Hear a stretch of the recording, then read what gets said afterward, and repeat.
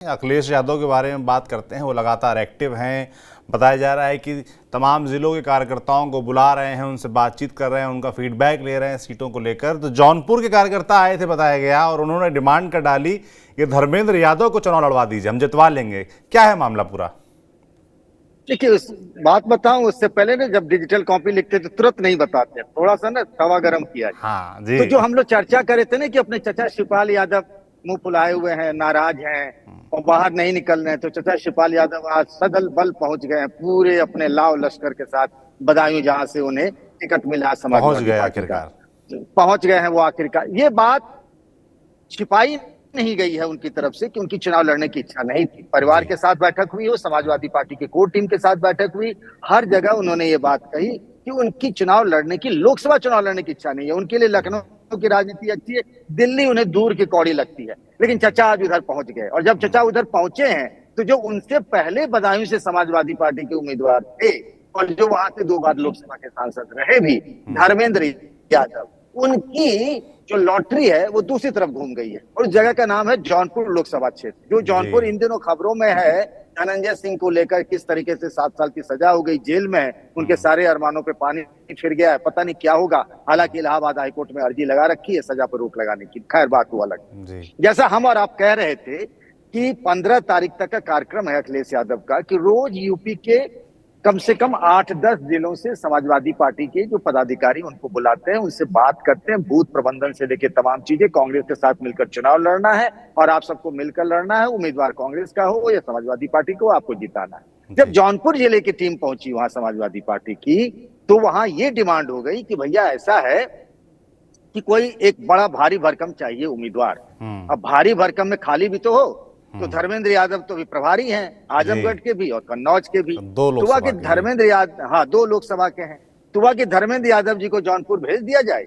3 लाख के करीब यादव वोटर हैं और 2.25 लाख के करीब मुस्लिम वोटर हैं। ये 2 लोग मिल जाएंगे और फिर कुछ और वोटर भी अति पिछड़ी जाति के, दूसरी बिरादरी के आ जाएंगे, तो हमारा काम बन जाएगा। और बीजेपी के जो उम्मीदवार हैं, जो मुंबई से आए हैं, रहने वाले मूलतः जौनपुर के हैं, कृपा शंकर सिंह, उनको हम लोग रोक सकते हैं। और ये जौनपुर की कई समाजवादी पार्टी के कई नेताओं ने कहा। और इसके पीछे एक तर्क ये भी दिया गया कि जौनपुर की जो समाजवादी पार्टी है पिछले कई सालों से 2 गुटों में बटी है।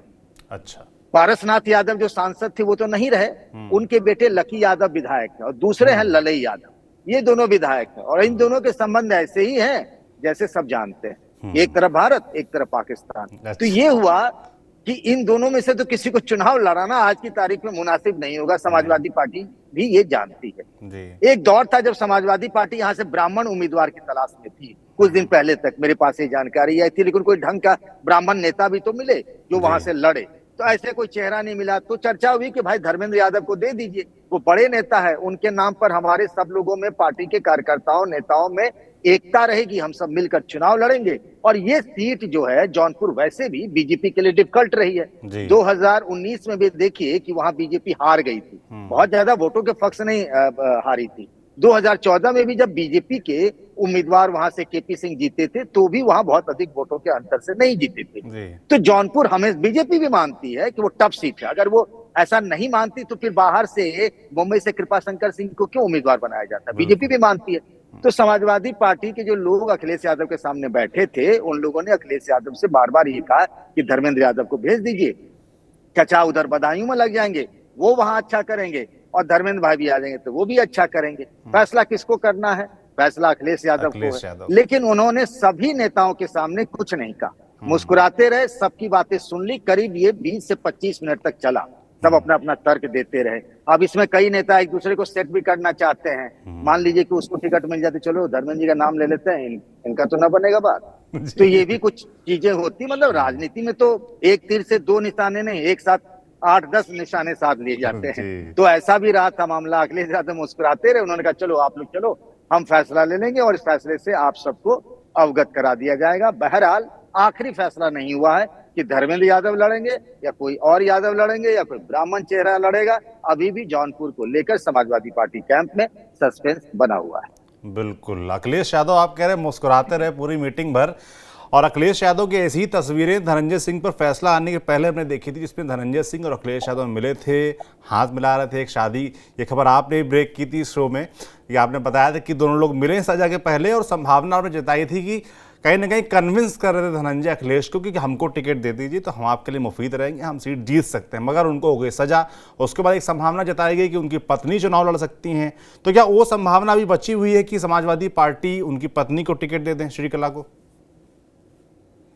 देखिए, इस संभावना को सिरे से खारिज नहीं कर सकते हैं जी। अब ये फैसला करना होगा श्रीकला रेड्डी को, मतलब उनके बिहाफ पर तो धनंजय सिंह ही फैसला करेंगे, भले ही वो जेल में हो।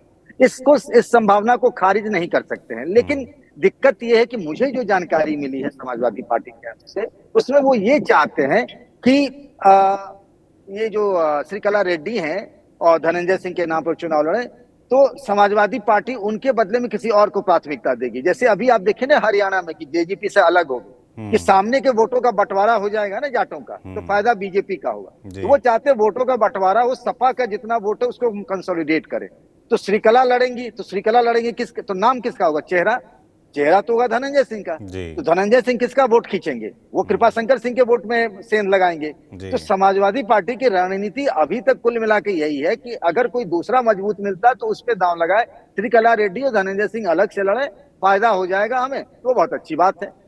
समीकरणों के हिसाब से उनको ज्यादा सूट करेगा कि धनंजय खिलाफ ही लड़ें तो बेहतर होगा। बाकी देखिए, सही कह रहे हैं आप कि अखिलेश यादव को ही फैसला करना है जौनपुर के बारे में।